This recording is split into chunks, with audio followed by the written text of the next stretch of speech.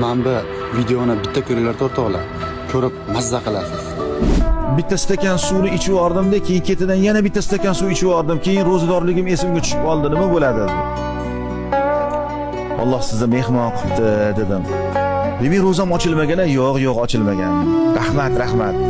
Peshindan keyin yana telefon qilyapti. Qoraga deydi.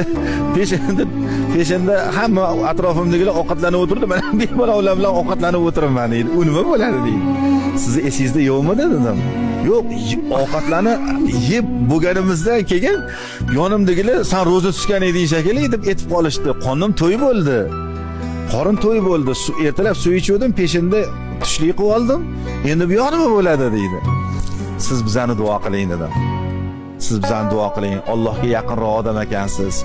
Kimni Alloh shunaqa qilib taomlantiradigan bo'lsa, yodidan ko'tarib qo'yadigan bo'lsa, Alloh o'sha odamni mehmon qildi deyiladi-da o'zi.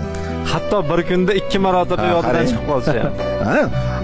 Endi lekin yetgan vaqtda yutar darajada turgan ekan, chaynab qo'yibdi. Ro'zadorligi esiga tushsa darrov og'zidan chiqarishligi kerak bo'ladi, sharti shu.